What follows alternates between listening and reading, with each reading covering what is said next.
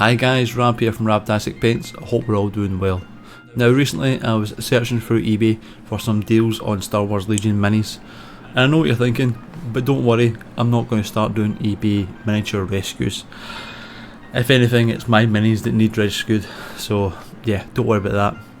I was looking for something in particular and I found it. This, the A-A5 speeder truck. Usable by both Rebels and Shadow Collective, but I'm going to use it for Rebels. Now, I was really looking to find a brand new in box one, and I did. Even had the cellophane still on it, which is great. There were plenty of ones that were cheaper, that had been made or painted. I didn't want that. See, I wanted my own custom, unique, one-of-a-kind A-A5, so I had to buy one brand new in box.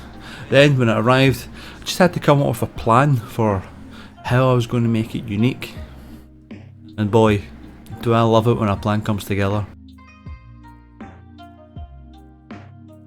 So let's see what's inside the box. We have all of the sprues in a handy bag, we have the instructions which we of course are going to use, we have the base which we're going to have a lot of fun with, and we have all of the tokens and the cards for the unit, as well as the hover stand because it is a hover vehicle after all. So the instructions are actually really good. It's a very simple model to build for the size of it.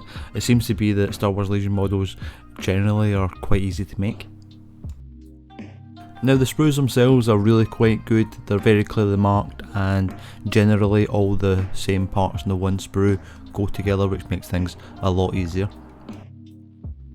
Now I have never painted in sub-assemblies before. It looks like a really smart thing to do, but just never done it, but I knew I had to do it with this because if I fling everything together I wouldn't be able to get into the cockpit or into the indoors and be able to paint those. Luckily this model, it fits into separate parts before they all go together, so it's really easy to paint things in sub-assemblies. With the main parts of the truck built, I was on to my first little bit of customization. Now the doors at the side of the truck have two options, open or closed, but I wanted to be able to open and close mine at will, so I had to figure out a way to do that. My solution was to drill holes at the side of the doors and slide a brass rod through it. I would then super glue the doors to the rods, allowing them to swivel open and closed. Now the next little bit of customization I did was to magnetise the weapon options. The A-A5 can take either a quad laser or a heavy laser, and I thought if you magnetise them it can just make it a little bit easier to swap them over, and it looks pretty cool as well in my opinion. Anything with magnets is instantly cooler. Now this is where the build maybe gets a little bit strange. Yeah, those are wheels. I decided that the truck would look better with wheels on it. I know it's a hover truck, but it kinda suits these big monster truck looking wheels. So I bought a packet of 20 wheels and 10 axles off Amazon because you can't buy them singularly, and I drilled a couple holes into the chassis and yep, attached some wheels to it. With the truck mostly built, I took the parts outside to give them a spray prime with a grey before giving the interior a dry brush with an off-white colour just to pick out some of the details. Now when it came to painting the interior, I used mostly contrast paints. I used snakebite leather for the seat cushions, a wildwood for the seats themselves, and I gave the walls and floor a coating of a grey speed paint just to make them look a little bit more metallic.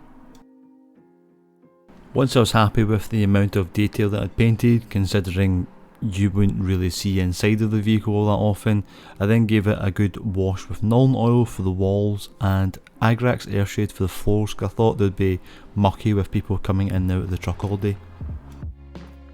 And of course I didn't get it on camera, but I painted the pilot and the console for the cockpit, some nice bright green flashing lights and screens.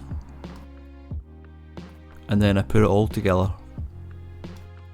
Now I was so impressed with my interior paint job that I decided to magnetise the roof so that you could open it and have a good look at any time.